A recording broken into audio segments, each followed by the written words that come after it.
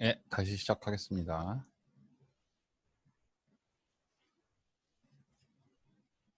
아니, 왜 점점 애들이 줄어? 어? 이거 누가 도망갔어? 뭐, 끝나기 전에 출석 한번 더 부를 겁니다.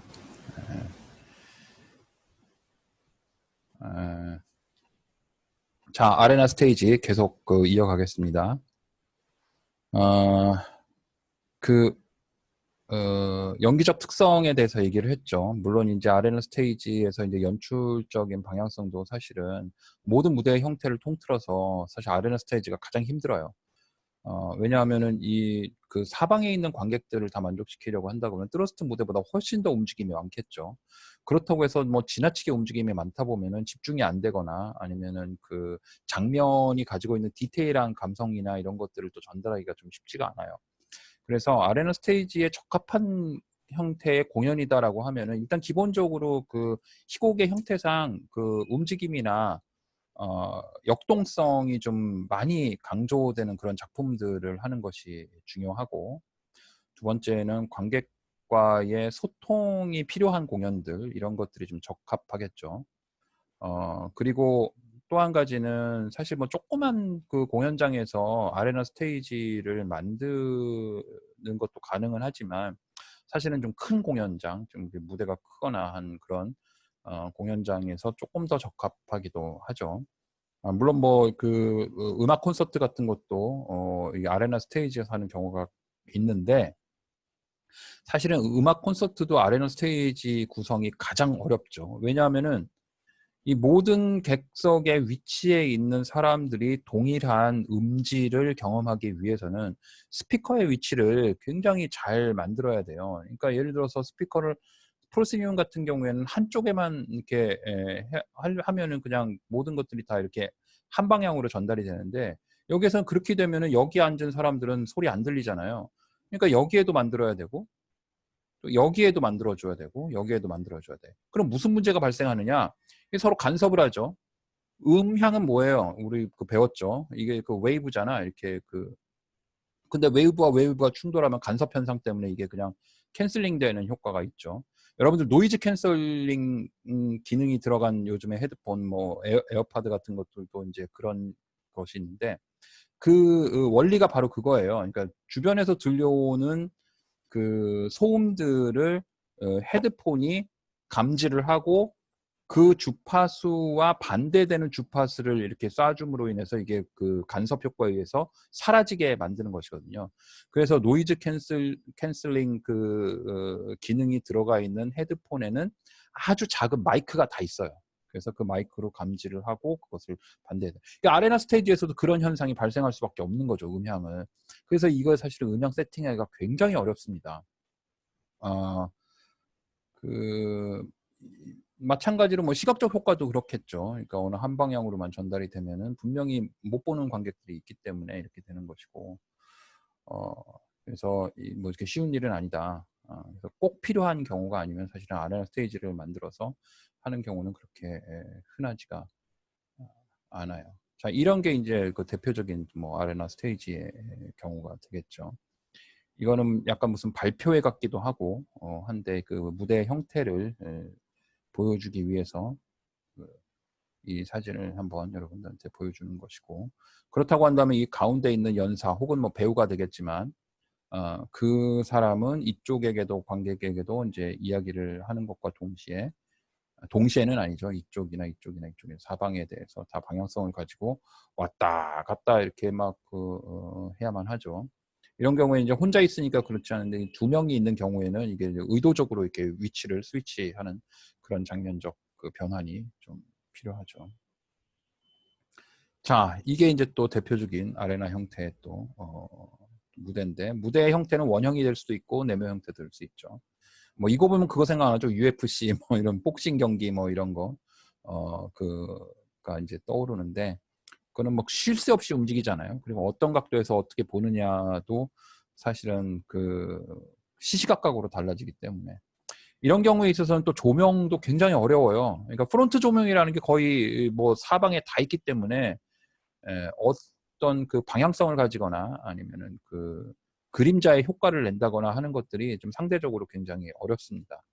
그래서 아주 그 특수한 조명의 효과를 얻기에는 좀 힘들 수가 있는데, 다만 인제 이 공간적 특성을 이해한다라고 하면은 단순히 요 무대뿐만이 아니라 아레나 스테이지에서는 거의 다 객석까지도 조명의 에리아에 포함을 시켜요.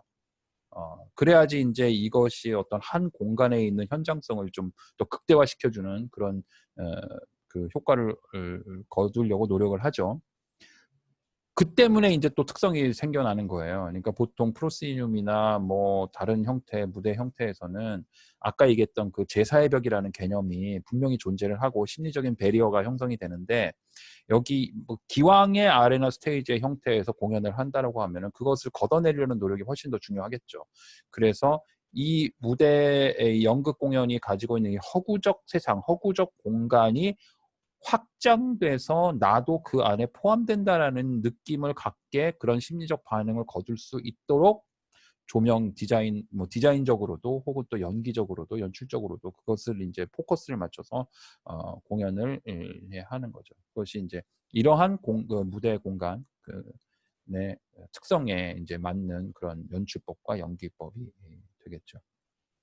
대부분은 이렇게 넓은 공간에서 진행이 되는 게 대부분이기 때문에 다들 또 마이크를 장착하고 그렇게 공연을 하는 경우가 대부분인데, 또 마찬가지로 그러다 보면 이 또 이 그 음향의 또 딜리버리의 그 아주 미세한 조정과 이 세팅 이런 것들이 상당히 어려워질 수가 있는 거죠.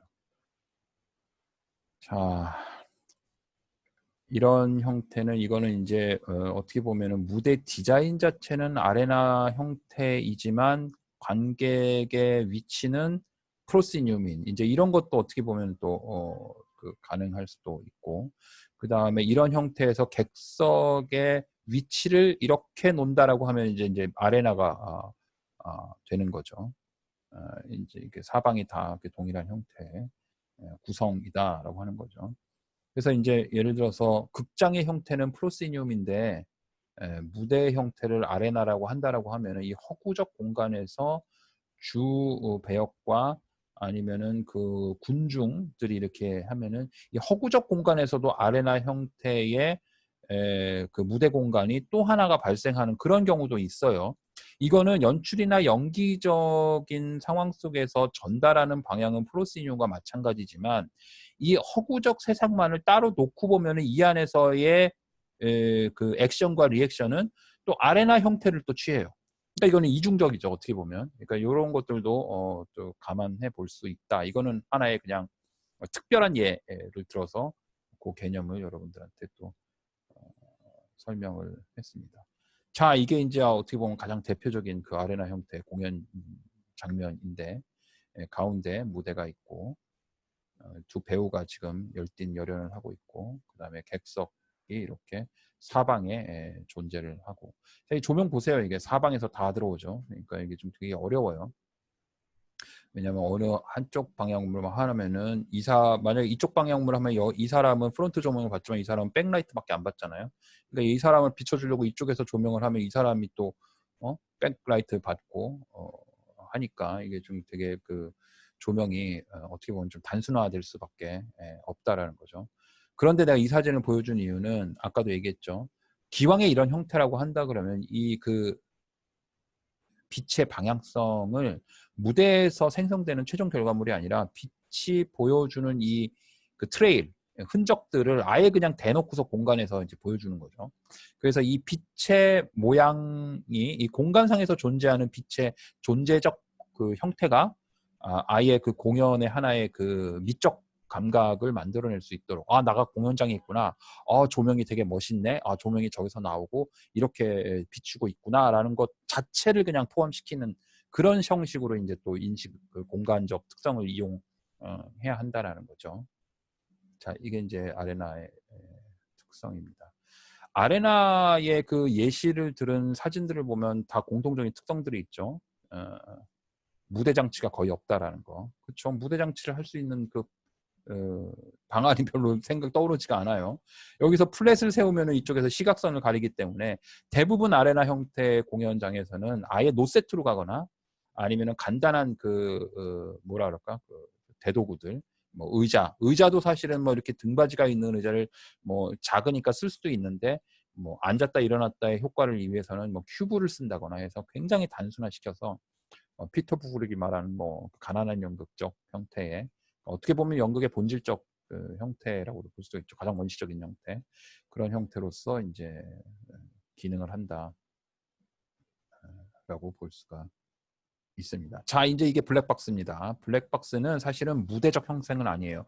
그래서 이거는 무대의 형태라기보다는 극장의 형태라고 볼 수가 있어요. 극장의 형태. 이거를 헷갈리면 안 됩니다. 아까 오히려 여러분들 아까 누가 얘기했더라?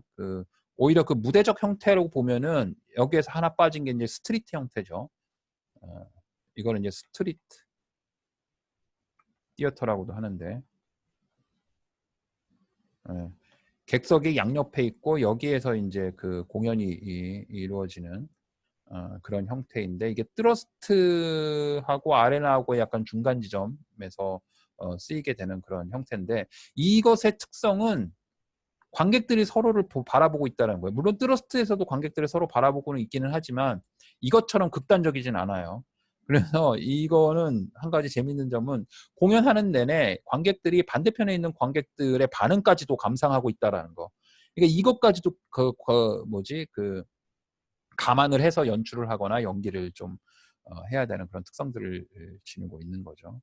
그래서 그러니까 무대 공간의 형태로 보면은 프로시니움, 그 다음에 트러스트, 그 다음에 아레나, 스트리트 이런 식으로 이제 형태가 이어진다라고 보면 되는 것이고 물론 프로시니움도 극장의 형태이긴 해요. 극장의 그 구조적인 형태이기는 하나 블랙박스는 뭐가 다르냐 하면은 이거는 극장 공간 형태가 그냥 완전히 그냥 하나의 박스 형태로 되어 있기 때문에 그 공간 안에서 어떤 형태의 무대도 만들어낼 수 있다라는 거예요. 이거 같은 경우는 프로시니움의 형태죠. 이거 같은 경우에는 뭐 반이 잘려서 요거 보면 됐구나. 이거는 이제 트러스트의 형태가 되는 거죠. 그 다음에 이거는 아레나의 형태가 되는 것이고 그래서 블랙박스가 사실 교육기관에서는 블랙박스의 극장의 형태를 많이 가지고 있는 것이 다양한 무대의 형태들을 경험해 볼 수 있는 그런 공간적 구조를 가지고 있기 때문에 그렇습니다. 이런 블랙박스는 연극에서도 많이 쓰지만 촬영 스튜디오는 다 블랙박스죠. 그래서 카메라의 위치나 조명의 위치를 자유자재로 바꾸면서 만들어낼 수 있는 왜냐하면 그 영상을 찍기 위해서는 그 다양한 앵글들 그러니까 180도라고 있는데 이거 설명하면 또 영화과 수업이 되니까 180도 룰을 가지고 있어서 카메라가 이 180도를 넘어가면 좌우 반전이 생기기 때문에 이런 식으로 모든 걸 촬영을 하는데 이 180도 선을 이렇게 계속 그냥 변형하면서 할 수 있죠. 그 스튜디오 안에서는. 그리고 조명의 효과도 마음 자유자재로 만들 수 있고 프로시니움에서는 이게 180도를 구조적으로 딱 그냥 만들어져 있기 때문에 그런 자유로운 변형이 불가능하기 때문에 블랙박스 형태로 스튜디오가 만들어지는 것이고 연극 공연장의 경우에 블랙박스는 이제 다양한 무대를 만들어낼 수 있다라고 하는 어떤 특성을 갖고 있죠. 다만 이제 다양한 형태를 만들어낸다 하더라도 조정 부스가 이제 어디에 있느냐에 따라서 또 이게 뭐 이제 한계점을 갖고 있기는 하지만 뭐 그것이 뭐 큰 문제는 아닙니다. 우리 109 연극 실험실이 이제 대표적인 블랙박스 형태의 극장이고 그 다음에 중국장은 이제 프로시니움 형태의 극장 두 가지를 가지고 있죠. 사실은 우리가 새로운 기자재가 들어와서 이 객석을 일일이 플랫폼을 가지고 공연을 할 때마다 객석을 만들었다가 또 해체했다가 만들었다 해체했다가 사실은 그 작업에 보통 이제 1학년들과 이제 많이 같이 도와주고 했었는데 보통은 이제 고학년들이 이제 선배들이 와서 지도를 하고 했었는데 요번에 우리 이런 형태의 객석이 들어왔죠 극장에. 그래서 그런 수고는 안 해도 됩니다. 이거 이제 쫙쫙쫙쫙 피고선 조립식으로 딱딱딱 하면은 그냥 바로 객석이 만들어지기 때문에 안타까운 것은 그렇게 좋은 기자재가 들어왔는데도 불구하고 쓰지를 못하고 있으니 참 속상하죠. 17학번들은 써볼 기회도 없이 구경도 못하고 졸업하게 생겼습니다 지금. 이게 이제 블랙박스 형태다. 자, 그 다음서부터는 이제 플랫폼 만들고 플랜 만들고 하는 이제 순서로 넘어가기 때문에 요거는 이제 우리가 다음 시간에 이어서 하겠습니다. 에, 자, 혹시 지금까지 한 내용 중에 극장의 형태에 따른 그 변화들, 그다음에 특성에 따른 적응, 적용 이런 것들에 대해서 좀 더 자세하게 알아봤는데 질문 있습니까? 질문. 네, 질문이 없으면은 한번 쭉 한번 지금 또 내가 그 막판에 추석 부른다 그러니까 또 우르륵 다 들어왔어. 어? 진효준, 여지훈, 네. 예, 유가현, 네. 예, 유재원, 네. 김현동, 네. 예, 곽세희, 네. 진효준 있는 거 알아요. 아까 마이크 안 된다 그래서 그냥 넘어갔어요. 박나래, 네. 예, 신승현,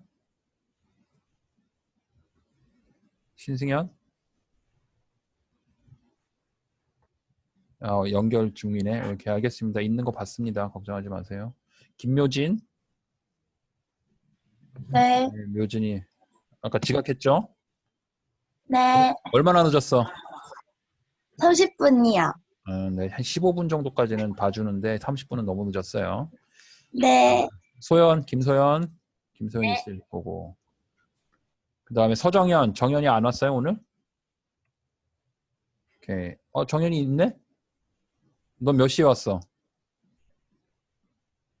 서정현? 마이크 안 되나 보네. 정연이 몇 시에 왔는지 지금 채팅방에 남겨놓으세요. 지금 그 지각을 체크할지 아니면은 왔는지 할 테니까. 정민수도 있고. 민수? 네. 너 왜 뭐 재밌는 좋은 일 있어요? 응? 아니요. 야 정민수 너는 요번 학기 가기 전에 나랑 면담해야 된다. 네. 너 교양과 인성 우리 반이야. 네. 현욱이 어디 갔어? 마이크 마이크가 인성에 문제가 있구만. 마이크의 인성이야? 마이크의 물성 아니야? 물성. 구다송 네. 다 있는 것 같은데. 김경빈, 네. 김민지, 네. 김병우 있네 여기. 아, 예, 네. 예. 김영은